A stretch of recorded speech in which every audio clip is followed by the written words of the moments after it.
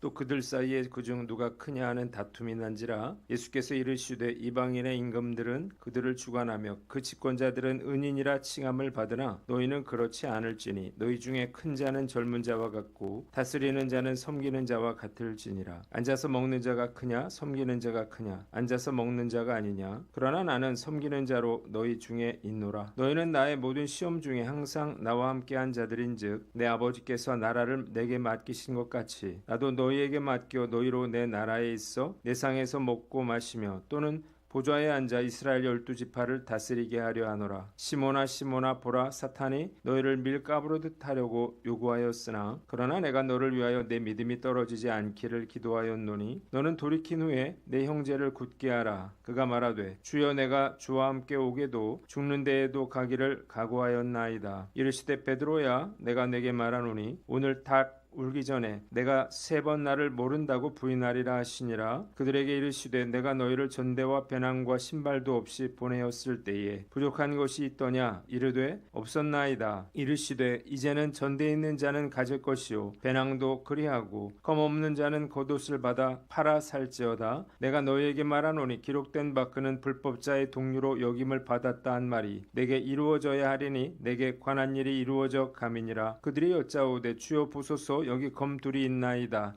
대답하시되 족하다 하시니라. 아멘. 오늘은 누가복음 22장 말씀을 가지고 남겨질 제자들에게 주신 교훈이라고 하는 제목으로 묵상 나눔하도록 하겠습니다. 먼저 24절로 30절 말씀은 가장 큰 자에 대해서 나와 있습니다.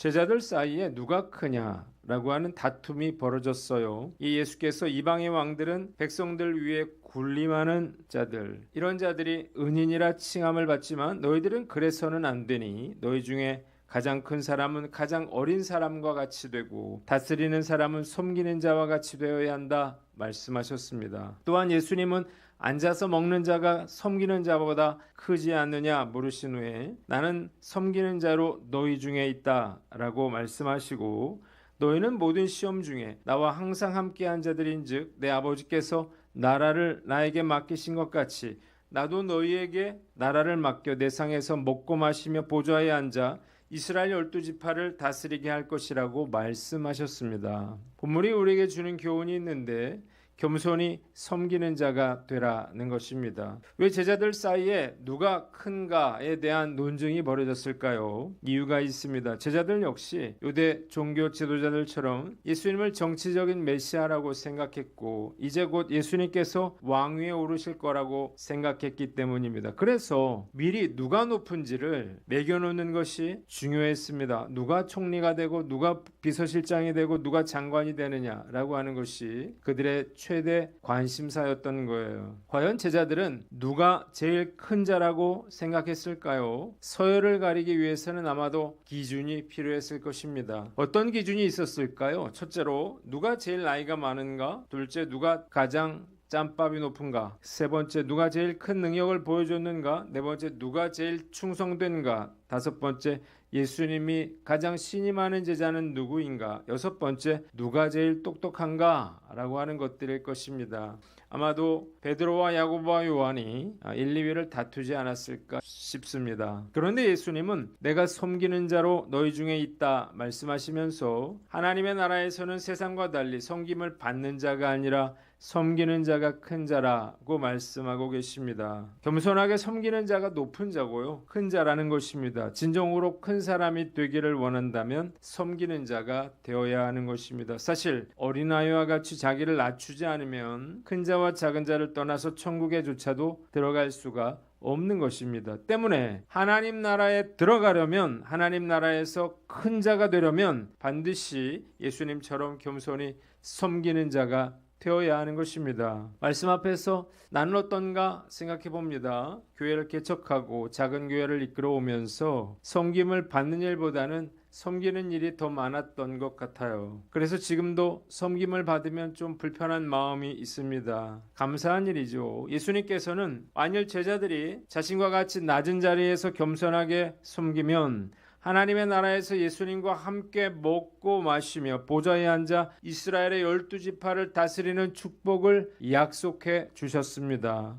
결코 변질되어서는 안 되겠죠. 이금벼가 머리를 숙이는 것처럼 겸손하고 낮아짐으로써 하나님의 뜻을 이루고 천국 백성이 되고 천국에서 큰 자가 될 수 있기를 기도해 봅니다. 두 번째, 서열 의식을 버려라는 것입니다. 대한민국은 서열을 참 중요시 여기는 나라죠. 사람들이 모이기만 하면 처음 모이는 사람들끼리라도 서열을 매겨야 적성이 풀립니다. 이유가 무엇인가요? 서열에 따라서 의사결정 권한이 달라지고 급여가 달라지고 대우가 달라지기 때문이에요. 심지어는 교회 안에서도 이 서열은 확고합니다. 담임 목사와 부목사의 차이는 하늘과 땅 차이고 교역자와 교회 직원의 차이도 큽니다. 사람들은 교회 직분도 서열로 생각하는데요. 서리집사 위에 안수집사, 안수집사 위에 권사나 장로가 있다고 생각하는 것입니다. 저는 가끔 저희 성도들이 우리 담임 목사님이라 말을 하면 매우 낯설게 들립니다. 우리 같은 작은 교회에서 담임 목사가 무슨 의미가 있을까요? 이러한 서열 문화와 계급의식은 적어도 교회 내에서는 사라져야 할 것입니다. 주님 안에서 한 공동체를 이루었는데요. 교회 공동체가 세상처럼 서열과 직급을 따지면 어떻게 될까요? 제가 가장 싫어하는 것이 바로 권위주의예요. 그래서 우리 교회 이런 인식이나 생각들을 제거하기 위해서 노력을 많이 해왔는데 앞으로도 우리 교회 이런 서열과 계급의식이 자리 잡지 못하도록 해서 주님의 공동체로 아름다운 모습으로 세워지기를 간절히 소망합니다. 두 번째는 베드로가 부인할 것을 예고하셨다는 것입니다. 31절로 34절에 나와 있는데요. 예수님은 베드로에게 사탄이 너희를 밀가부르듯 하려고 너희를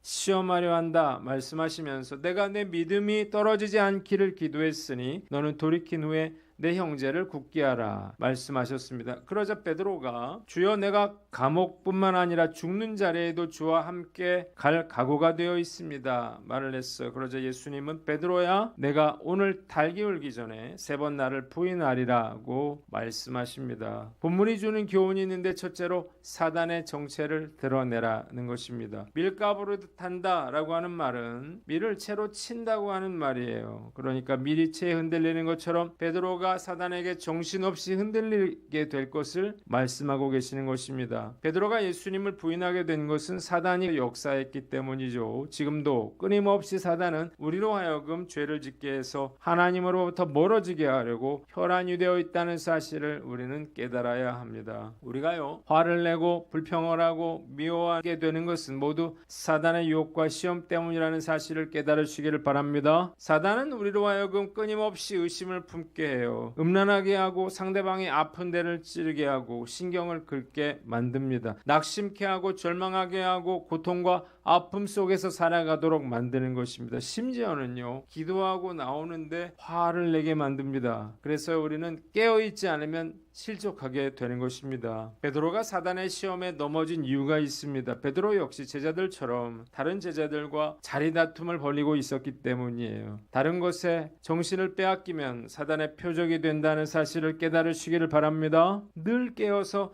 사단을 대적하며 사탄의 정체를 드러내는 것 너무나 중요한 일이에요. 정체가 드러난 스파이가 숨는 것처럼 사단도 정체가 드러나면 물러나기 때문입니다. 오늘 난 어떤가 스스로를 돌아보고 세상의 것에 마음을 빼앗기지 않도록 늘 깨어있기를 주님의 이름으로 축원합니다. 두 번째, 교만함을 버리고 철저히 주님만 의지하라는 거예요. 예수님께서 베드로에게 경고하실 때 왜 베드로가 내가 감옥뿐만 아니라 죽는 자리에도 주와 함께할 각오가 되어 있다 이렇게 호언장담을 했을까요? 그만큼 충성되고 자신이 있었기 때문이에요. 그러나 베드로는 너무나 실망스럽게도 예수님의 말씀하신 대로 예수님을 3번씩이나 모른다고 부인하고 말았습니다. 베드로에게 필요한 것은 그릇된 자기 확신이 아니라 자기의 연약함을 인정하고 주님께 도움을 청하는 것이었습니다. 만일 베드로가 예수님의 경고를 진지하게 듣고 대비했더라면 어쩌면 예수님을 부인하지 않을 수도 있었을 것입니다. 말씀을 통해서 인간의 의지라고 하는 것이 얼마나 연약한 것인가 라고 하는 사실을 깨닫게 됩니다. 저는 제가 얼마나 의지가 약하고 얼마나 무력한 자인지를 너무나 잘 알고 있습니다.